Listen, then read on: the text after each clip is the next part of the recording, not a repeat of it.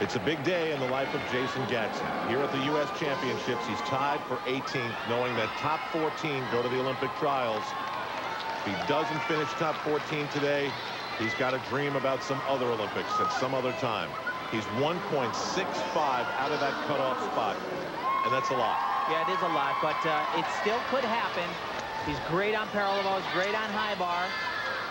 Started here the other night in competition, though, Tim, and had big problems.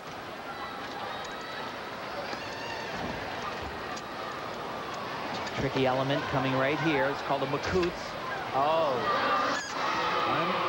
unbelievable.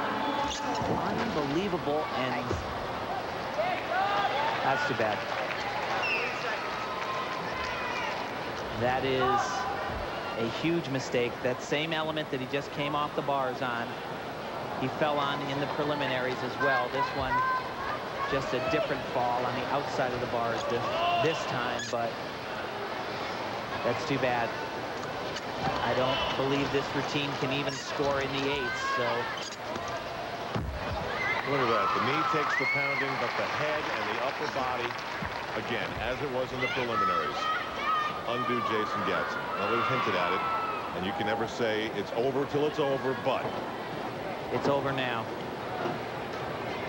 His coach, Ron Brandt, said it was so frustrating because they could go the route of petitioning, but he needed the competition.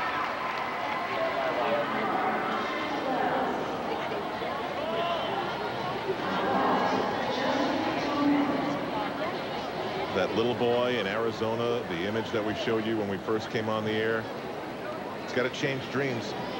I tell you, men's gymnastics, such a long, hard road. I saw this kid, I don't even know, 10 years ago, and I couldn't believe the ability, the talent. And after last year's national championships and the injury, he said, you know, I fully expected to be back. There was no question in his mind that Jason wouldn't be on this Olympic team. All he wanted here was to be in the top 6. I'm sure in his wildest dreams, he never expected this. Well, Tim explained this to me. His upper body looks fabulously conditioned. His knee obviously can take a pounding. Is this just a mental game? Is this some part of him that knows it's not right? I just think that, yeah, he's not quite there mentally. The old Jason Gatson could have been that far off and would have been able to somehow push his body back into the middle of the bars.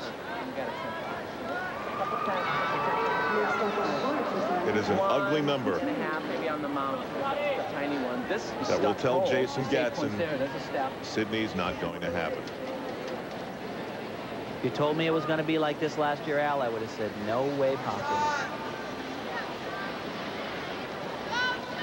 7.8. All right, back to Shawn Townsend. We talked before about, well, you go up against Blaine Wilson. Well, you battle Blaine's reputation, 4 years worth of winning this championship. And then all of a sudden, you're within striking distance, and you've got to cross this threshold at some point in your career. And you got to catch the bar 2 times in an exercise like this, coming up right here. Great element. He'll do it again. In combination, gives them huge bonus points. Get it? He's got it. You know, Shawn said the game plan was very simple for this competition. Worry about the outcome. Just control what you can control, which he said are my routines. It's that simple. Oh, we've never seen Shawn Townsend look this good. Remember that stuck dismount. Big bonus test is going to be a huge number. He thinks one of the things that's helped him for this competition is he's been able to simulate competitions in the practice gym. This showdown in Boston at the Olympic trials is going to be something. And you know, Blaine says it's the best thing in the world for him individually to feel a little bit of pressure, also for that team. He's been so far out in front. I don't know how refreshing he'll think it is when he looks up at the scoreboard after this rotation, but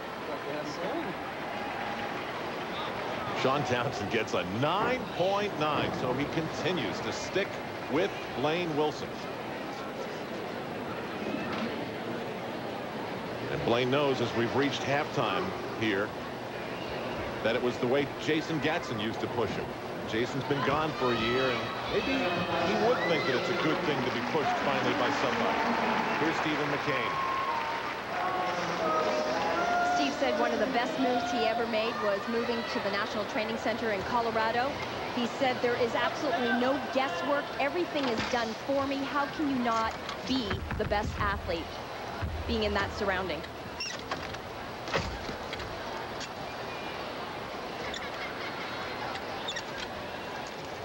Very tricky combination. He's a little bit off here. Body form is way off on his handstands. Yeah, this is odd, actually. Looks far shakier than typical. And a double back. Tucks the dismount.